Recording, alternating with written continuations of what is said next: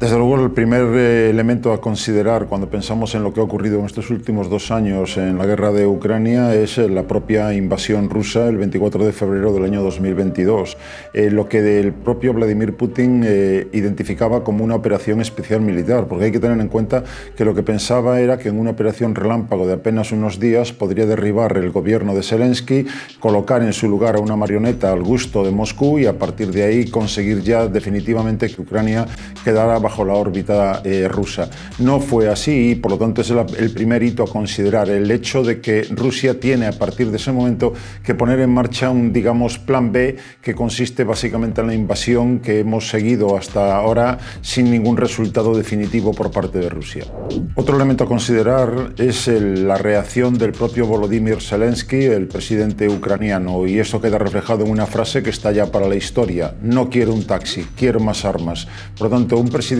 cuestionado que no ha conseguido todavía aplicar su propio programa electoral, fundamentalmente en lucha contra la corrupción, con esa reacción cuando Estados Unidos le ofrecía una salida del país en el momento en el que resultaba más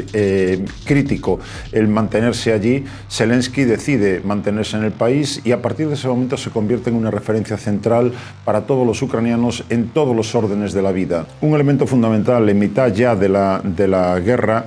se produce con la explosión del gasoducto de Nord Stream 1 y Nord Stream 2, una explosión que corta el suministro que Rusia está haciendo hacia Alemania, uno de sus principales clientes, que genera por lo tanto muchísimas tensiones y que parece a posteriori que muestra una clara divergencia de criterios entre la presidencia, por un lado el propio Zelensky, y la jefatura de las Fuerzas Armadas, el general Zaluzny, que habría tomado la responsabilidad sin haber informado al presidente. Un elemento fundamental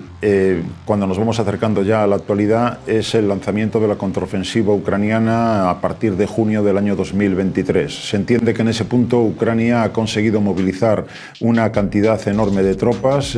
algunas estimaciones hablan de entre 700.000 y hasta 1 millón de personas. Por otro lado, ha recibido importantes suministros por parte de países occidentales, más de 40 países que están alimentando no solamente económica sino también militarmente a Ucrania, y todo eso le permite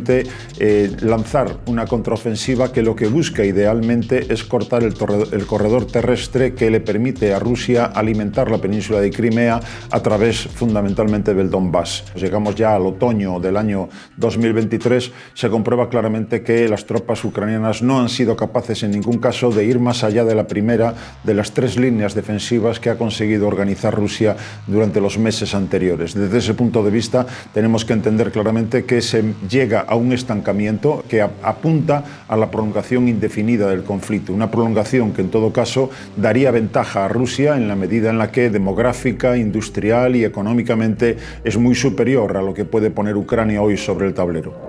En un contexto de cierto pesimismo por parte de Ucrania, cuando constata que la contraofensiva no ha funcionado y cuando siguen retrasándose los suministros de armas, fundamentalmente los F-16 y misiles de alta precisión, nos encontramos con una señal esperanzadora para Kiev, y es la decisión a mitad de diciembre del año 2023 de la Unión Europea de abrir la puerta a la futura adhesión de Ucrania al club comunitario. Evidentemente no es algo que vaya a ocurrir de un día para otro. Ucrania tiene todavía muchas asignaturas pendientes que aprobar antes de conseguir superar los niveles y los criterios que Bruselas marca a cualquier posible miembro, pero la señal política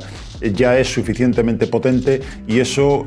alimenta también la capacidad de resistencia ucraniana, sabiendo que hay un horizonte. El elemento más reciente a destacar en el contexto de la invasión rusa y de la guerra en Ucrania es el cese del general jefe de las Fuerzas Armadas de Zaluzny por parte del presidente Zelensky. El jefe de las Fuerzas Armadas había querido presionar para que se tomaran medidas que intentaran desbaratar esa invasión, mientras que parecía que el presidente no estaba convencido de que tal invasión llegara nunca a producirse. Desde ahí hasta el sabotaje del gasoducto de Nord Stream 1 y Nord Stream 2 y luego, de forma más reciente, medidas que rebajan la edad de movilización para contar al menos con 500.000 nuevos soldados, ha llevado finalmente a la decisión del presidente de cesar a su jefe de las Fuerzas Armadas. Los elementos con los que puede jugar el nuevo jefe de las Fuerzas Armadas van a ser prácticamente los mismos que tenía el anterior. Desde ese punto de vista, lo que apunta el futuro es a la prolongación del conflicto, entendiendo que ni Rusia tiene capacidad ahora mismo para conseguir una victoria definitiva, ni tampoco hay indicios de que Ucrania lo vaya a lograr, aunque el propio Zelensky siga manteniendo ese discurso de una victoria total que significaría nada menos que la expulsión de todas las tropas rusas del territorio ucraniano, algo que a día de hoy parece claramente imposible, lo cual llevaría el escenario futuro a crear las condiciones para una negociación que previsiblemente podrían terminar con la fragmentación del país.